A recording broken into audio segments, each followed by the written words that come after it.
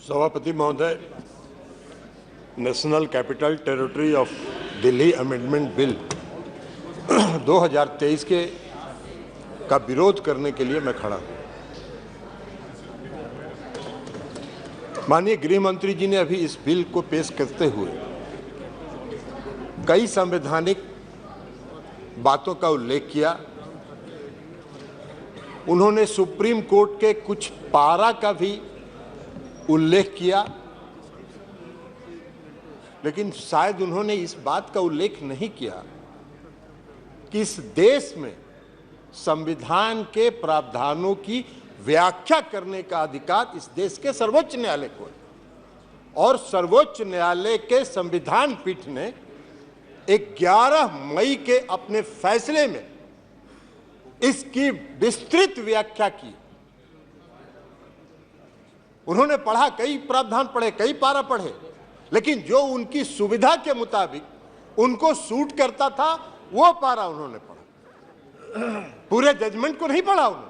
पूरे जजमेंट में विस्तृत तौर पर सर्वोच्च न्यायालय ने इसके दिल्ली के क्षेत्राधिकार के मामले में व्याख्या की है, संविधान की व्याख्या की है, कानून की व्याख्या की है, लेकिन आपको बैकडोर से शासन करना था। 11 मई को जजमेंट आता है, 19 मई को सुप्रीम कोर्ट बंद होने वाला है, 19 मई को आप अध्यादेश लाते हैं और उसके पहले आप सुप्रीम कोर्ट में रिव्यू पिटीशन फाइल करते हैं। ये लोकतंत्र है क्या? इसी को लोकतंत्र कहते हैं। ऐसे ही लोकतंत्र को आप चलाना चाहते हैं? सभापति महोदय, लोकतंत्र चलता है लोकलाज से और इस सरकार ने सारे लोकलाज को ताखे पर रख दिया और डुबो के इस दिल्ली में शासन करना चाहते हैं। आप बैकडोर से शासन करना चाहते हैं। अभी माननीय गृह मंत्री जी ने बिल को पेश करते हुए कहा कि दिल्ली की सरकार 2015 में ऐसी बन गई कि जो भ्रष्टाचार के मामले में जिसका काम ही नहीं है सेवा करना। अरे सेवा दिल्ली की सरकार जनता की सेवा कर रही है कि नहीं कर रही है, यह फैसला तो करने का अधिकार दिल्ली की जनता को। आप कैसे बैठ के यहां फैसला कर सकते हैं? आपको कौन अधिकार दिया है यहां फैसला करने? चुनाव तो आप भी लड़ते हैं दिल्ली में, लेकिन आप 3 सीट पर सिमट जाते हैं, 3 सीट पर सिमट जाते हैं और उसके बाद भी कहते हैं कि वाह भाई दिल्ली में जो सरकार है उसको सेवा का काम ही नहीं कर रही है। कौन सा काम आप व्याख्या कर रहे हैं? आपने दिल्ली के एमसीडी को सारे लोगों को मिला के एक एमसीडी किया, क्या हुआ? हसराब का दिल्ली के एमसीडी के चुनाव में भी आप हार गए, फिर भी आप बोलने में बात नहीं आ रहा है, फिर भी आप बोल रहे। तो लोक लाज जब आप ताखे पर रख दीजिएगा तो यही होगा, क्योंकि आपने लोकतंत्र को समाप्त करने का निर्णय किया।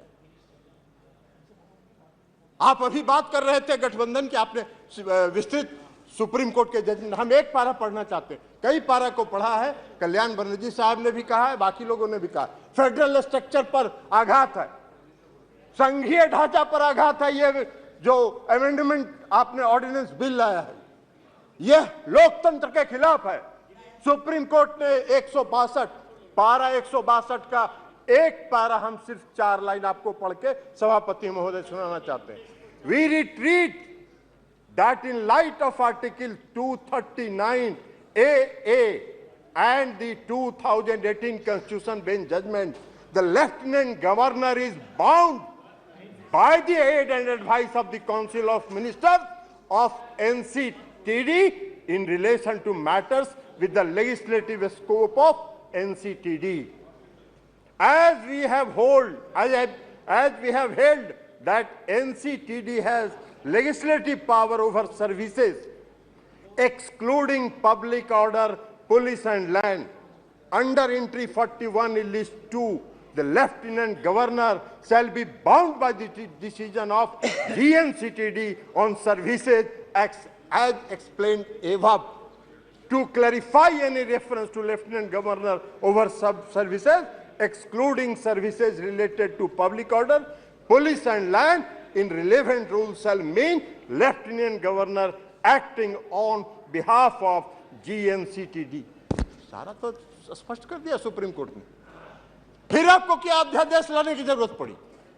क्यों आप इंतजार करते रहे? आपने रिव्यू पिटीशन फाइल किया था, तो रिव्यू पिटीशन जब आप फाइल किए थे तो रिव्यू पिटीशन का आप इंतजार करते। रिव्यू पिटीशन में सुप्रीम कोर्ट का क्या फैसला होता है, लेकिन नहीं, आपने इंतजार नहीं किया। आपने 19 तारीख को सुप्रीम कोर्ट बंद हो रहा है गर्मी की छुट्टी के लिए, और 19 तारीख को आप अध्यादेश जारी कर रहे। आपकी मंशा है, आपकी मंशा है बैकडोर से शासन करना, मनोनीत लोगों के माध्यम से चुनी हुई सरकार पर शासन चलाना। यही मंशा आपकी दिल्ली में भी है और यही मंशा देश के अन्य भाग में। ये कौन सा शासन आप चला, कौन सा लोकतंत्र स्थापित करना चाहते हैं? अभी चर्चा कर रहे थे माननीय गृह मंत्री जी, गठबंधन की चर्चा कर रहे थे, इंडिया की भी चर्चा कर रहे थे। अब इंडिया का फोबिया तो उनको समा गया है, इसलिए कि आज तक तो कभी इन्होंने एनडीए की बैठक नहीं की, आज तक कभी नहीं हुआ था। लेकिन जिस दिन इंडिया की बैठक बंगलोर में हो रही थी, उसी दिन इन्होंने एनडीए का बैठक किया। अरे भाई, आपको तो उस फोबिया से आप ग्रस्त हैं, आप उस फोबिया से ग्रस्त हो गए हैं और आपकी विदाई होने वाली है, तो इसलिए भ्रष्टाचार की बात कर रहे हैं। बैठिए ना बाबा, आप जाइएगा, विदाई होगा आपका। सभापति महोदय, अभी सभापति महोदय माननीय गृह मंत्री जी चर्चा कर रहे थे, पेश करते हुए उन्होंने कहा कि दिल्ली में बहुत भ्रष्टाचार हो गया है, भारी भ्रष्टाचारियों का जमाव हो गया है। महाराष्ट्र के बारे में उन्होंने चर्चा नहीं की। 4 दिन पहले प्रधानमंत्री ने कहा 70,000 करोड़ का घोटाला हुआ और सबको वॉशिंग मशीन में डाल के बाहर निकाल लिया। अरे वाह भाई वाह, भ्रष्टाचार की परिभाषा कर रहे हैं। और देश देख रहा है, आपको भी गृह मंत्री जी, पूरा देश देख रहा है कि कौन से भ्रष्टाचार की आप व्याख्या कर रहे हैं और कौन सा भ्रष्टाचार पर आप नियंत्रण करना चाहते हैं। भ्रष्टाचार का भय दिखाकर अपनी राजनीतिक बात पूरी कीजिए जी, इसलिए चिंता मत करिए, जनता देख रही है आपको भी। 2024 में आपका भी फैसला जनता कर देगी। और इसी के साथ अरे कैसे खत्म हुआ? आपने अभी तो कर दिया भाई, नहीं हो गया ना पूरा, अभी नहीं कंक्लूड करने दीजिए।